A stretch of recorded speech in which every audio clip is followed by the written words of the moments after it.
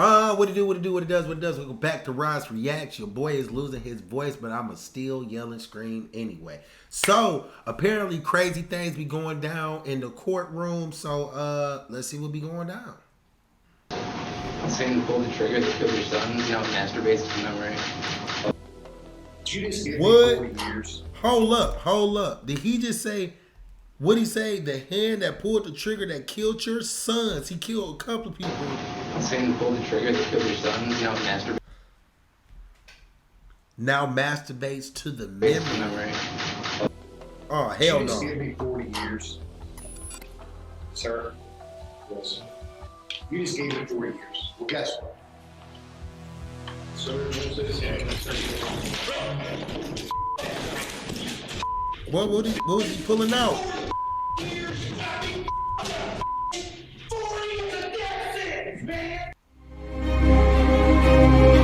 Oh, this about to be wild. Hey, this about to be wild.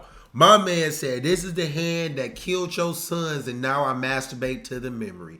I ain't never heard nothing so demented in my life. That's wild.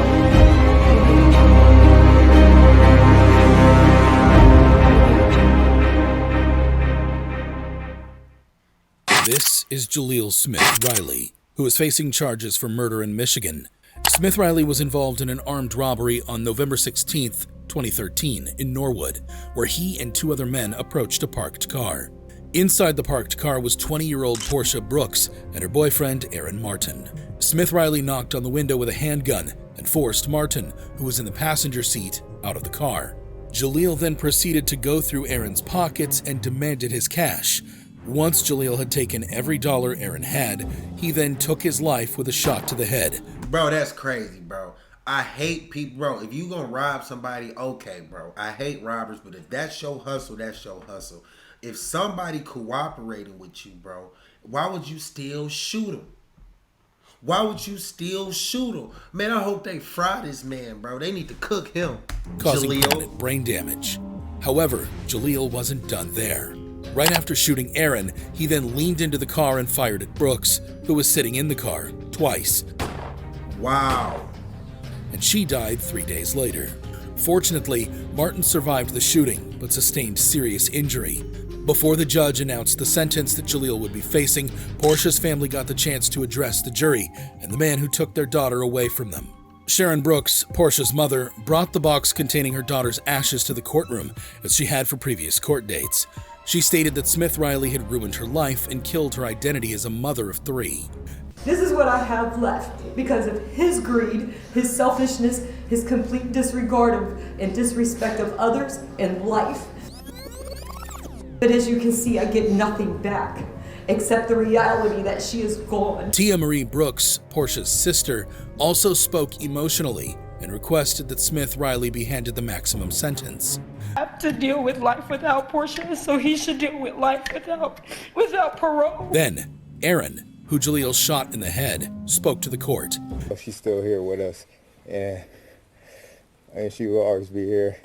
So she's our angel looking over us, helping us get through these hard times. Wow. As if Smith Riley's crime was not outrageous enough, his reaction to his sentence was even more dramatic.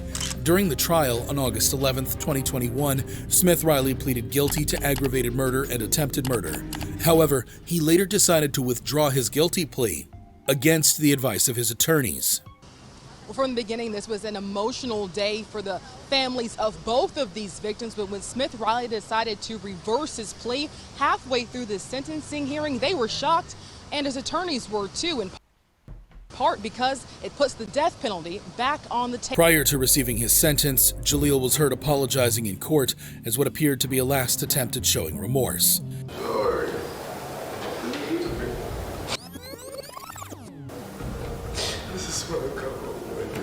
Additionally, Jaleel's attorney made a final attempt at saving face. And he knows that he can't go back in time and undo what he did. Despite the tears and the apologies, Judge Charles Kubicki, presiding over the case in Hamilton County Common Pleas Court, denied Smith Riley's request and sentenced him to life in prison without the possibility of parole. The 23-year-old monster that is currently rotting behind bars collapsed to the floor of the courtroom upon receiving his sentence. Smith Riley also received an additional sentence of 11 years for a related attempted murder charge. Damn. However bad you think Smith Damn, bro, been wilding for a minute. Riley's case was, it can't be compared to the infamous case of TJ Lane. This is TJ Lane, who's facing charges for multiple murders in Ohio. TJ Lane was a convicted American murderer who gained notoriety after committing a horrific crime at Chardon High School in Ohio. On February 27, 2012, the Ohio Police Department responded to multiple calls from teachers and students that there was an active shooter in the building. High school, we had shots fired, gunshots. Bro, I ain't gonna lie to you, man. This is off subject, bro. It was some dudes, a few dudes in high school. I ain't gonna say I bullied, but like, I ain't gonna say I bullied them, but I was like around the people that was bullying them, man. I am so thankful and grateful that we did not push them boys over the edge to the point where they wanted to come to school with a pistol. You know what I'm saying? In retrospect, as a 30-year-old man, I'm so glad. Now, as a 16-year-old boy, you couldn't tell me that. But as a 30-year-old man, I'm so grateful that we did not push them boys to do what this guy obviously did. Because it looked like this was the dude that said he masturbated to their memory. Let's get back to it. Multiple gunshots. 911. Chardon High School, we need police up here. There's someone in the building with a gun. According to police reports, Lane entered the school and headed to the cafeteria. It was here that TJ Lane opened fire and killed 3 students and severely injured 3 others. 6 people got physically harmed at the hands of TJ Lane that day, but hundreds, if not thousands of people left Chardon High School on February 27, 2012, with intangible pain that will last through eternity. Glances of your friends laying all over the place, there's blood, there's people screaming, everybody's running in different directions, and you're just trying to get out. I saw a kid holding a gun pointed towards a group of kids. Do you remember the look on the gunman's face? I never looked at his face, I just looked at the gun. I still can't think about it all because it's just so scary. Lane's actions sent shockwaves through the community. He was swiftly apprehended and charged with 3 counts. This boy a menace. This boy a menace. My boy in the courtroom smirking. I ain't never seen this a day in my life. Of aggravated murder, 2 counts of attempted aggravated murder, and 1 count of felonious assault. As if the murders were not bad enough, Lane showed no remorse for his actions at the trial and refused to cooperate with his attorneys. Instead, he appeared in court wearing a t-shirt with the word killer written on it, and even gave the middle finger to the victims' families. During the sentencing hearing, Lane made a shocking statement. Saying to pull the trigger, the killer's son, masturbates to memory. The statement caused outrage and disgust, not only among the families of the victims, but also across the entire nation. The judge presiding over the case, Judge David Fury, described Lane's behavior as heinous, unprovoked, and senseless, and sentenced him to 3 life sentences in prison without parole. Lane didn't even bat an eyelid when he heard his sentence. He remained emotionless and unremorseful. Lane's behavior and reactions were likened to that of a psychopath. However, not every convict remained emotionless after hearing their sentence, like in the case of Ryan Stone. This is Ryan Stone, who is facing charges for going on a crime splurge throughout the nation, including kidnapping and assault, all of which was captured and broadcasted live by helicopters. Damn. The chase began after Stone hijacked a car with a 4-year-old boy inside and drove off, leading police on a dangerous pursuit that lasted more than an hour. During the chase, Stone drove up to 100 miles per hour and was reckless in every regard of the word. He's seen here overtaking an innocent civilian on the highway, throwing them out of the car before carrying on in the new vehicle. Damn. But that's not all. Watch here as he exits the highway, opens the car door at full speed, then slams onto the brakes right before crashing into another car parked in an intersection. Investigators believe this was a sorry attempt at another carjacking. What? Stone also crashed into several other vehicles during this chase, causing numerous injuries. At one point, he even came inches from taking out a policeman who was trying to place stop sticks on the highway. He eventually crashed the stolen car and attempted to flee on foot. Oh, hell no.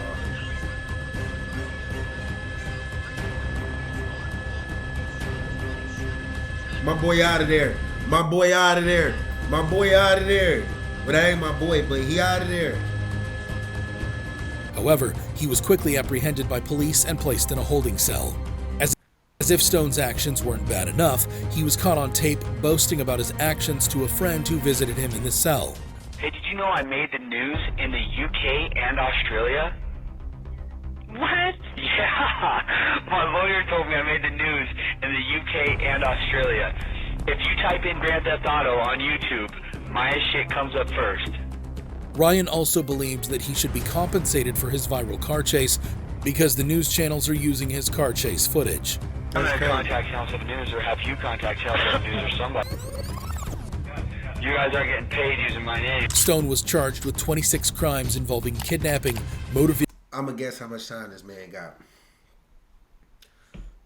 Considering that he's a wide man, I think he going to only get maybe like 12 years.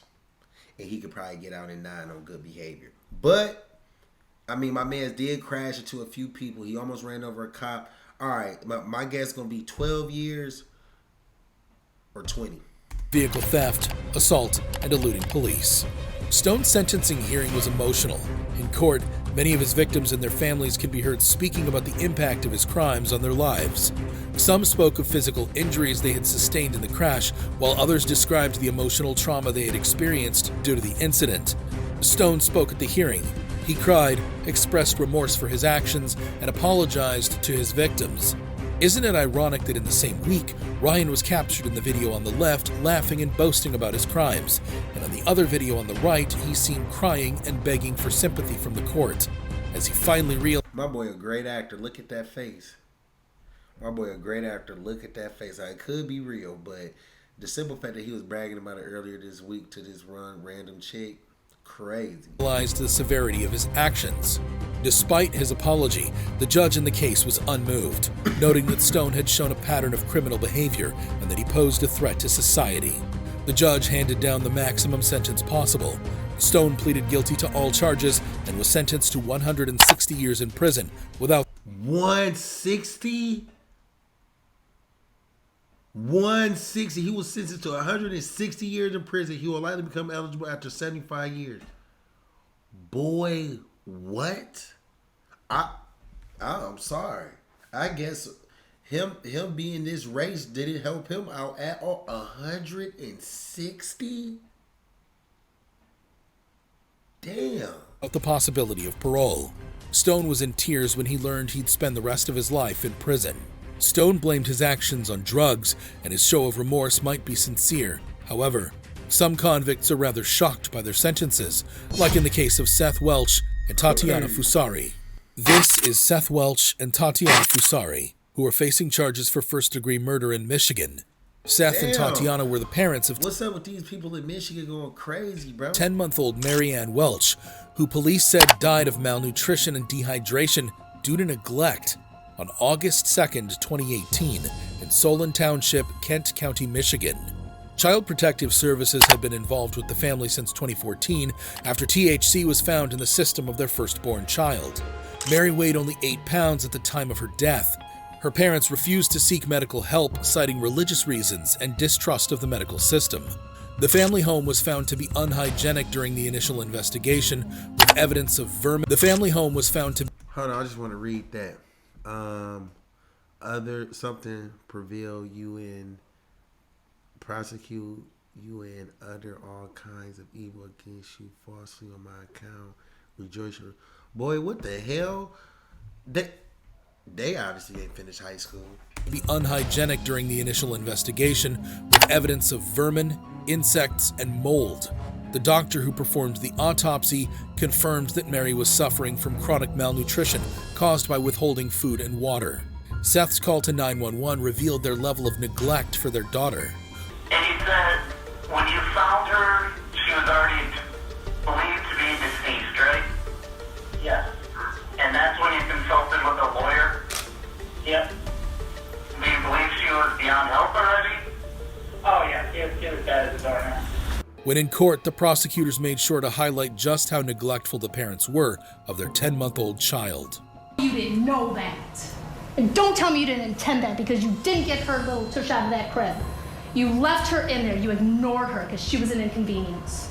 The couple was initially charged with that lawyer, Oh, I dropped the N word. My bad. That lawyer went in. Let's take that back. And don't tell me you didn't intend that because you didn't get her little tush out of that crib. That finger point serious, boy. You left her in there. You ignored her because she was an inconvenience. The couple was initially charged with felony homicide murder in August 2018. In June 2020, Seth Welch was convicted of first-degree murder and sentenced to life in prison without parole. Damn. In 2021, Fusari testified that her Bam! HelloFresh. Guys, shrimp spaghetti with a kick is what we're gonna make. You guys know that HelloFresh makes cooking dinner. her husband was abusive and that she was not allowed to take Mary to the doctor. Boy, he got very angry with me. He smacked me across the face and he told me that he knows he said, you know what the I think about doctors. She lying. She lying. She look crazy as hell. I don't know nan mother that's gonna neglect their child. They don't care. I don't care if they love their husband or whatever the hell. She was with the BS too. I told you Mary is fine. She's fine. Now drop it. In November 2021, Fusari was sentenced to life without parole for first-degree murder and an additional 15 to 30 years for first-degree child abuse. When the judge pronounced their life sentence, Seth's mouth dropped open in shock and Fusari started crying. For many people, this couple got what they deserved. However, this wasn't the only time a convict got a sentence that felt like justice. There was the case of Esteban Carpio. This is Esteban Carpio, who is facing charges. Boy, what's going on with bro face? The police beat him up. The police beat him up. What this guy do for the police to wreck his shit like this? He got the Jason Voorhees mask on. Of Esteban Carpio. This is Esteban Carpio, who is facing charges for murder in Rhode Island. Carpio is an American murderer who killed a detective at a Providence police station in 2005. Providence Police Detective Sergeant James L. Allen and another detective were questioning Carpio at the Providence Police headquarters for accosting an 85-year-old woman, Madeline Gata. According to police reports, the second detective left to the third-floor interview room to retrieve some water. It was here where things took a turn for the worst. Carpio had asked for water, and the two detectives that were in there with him, one left to go get the water and locked the door behind him. And they tragically heard Detective Allen say, I think he's going to kill me. He's got my gun, he's going to kill me. By the time they broke it down, the officer was dying, and Carpio had jumped out the window. However, he was recaptured a few minutes later amid struggles with the police, but that was not the end of the drama. Due to the risky jump and struggles with the police, Carpio sustained injuries. When it came time for his sentencing, Carpio came to court wearing a mask designed to keep him from spitting at or biting others. His face was red, bruised, and even if he jumped out that window, the window ain't gonna do that damage, bro. He got a black eye because they came outside and whooped his ass. And you know what? I don't like the police, but I guess I don't blame them, man. That's like the police is just a big gang, a huge gang that get away with everything. So, I mean, you kill one of their gang members, bro. You can expect this to happen. You can for sure expect this. I wanna know what he looked like up under the mask though.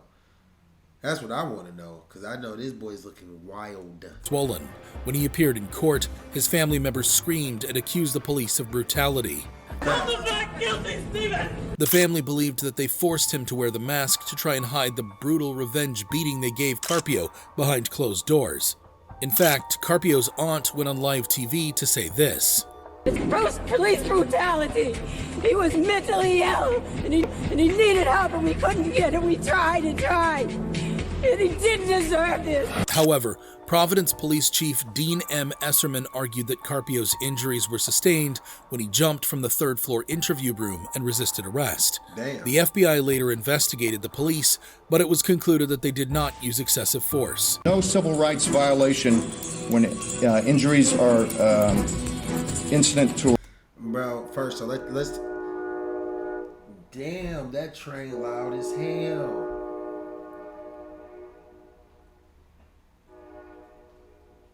We're gonna give it 10 more seconds, y'all.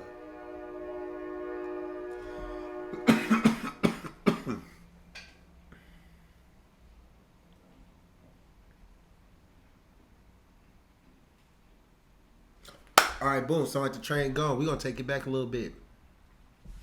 when he jumped from the third-floor interview room and resisted arrest. Check it right. Even if he jumped, that looked like it's just straight up grass right there. They kicked his ass. Don't blame him, but they did kick his ass. The FBI later investigated the police, but it was concluded that they did not use excessive force. No civil rights violation when injuries are incident to arrest. Meaning, if he's fighting the police officers, the officers have the right to use whatever force necessary to subdue the subject. On June 27, 2006, a jury found Carpio guilty of the murder of Detective Allen and the stabbing of Madeline Gatta. Despite his plea of insanity, Carpio was sentenced to life in prison without parole. At first, he showed little reaction to his sentence and remained unmoved.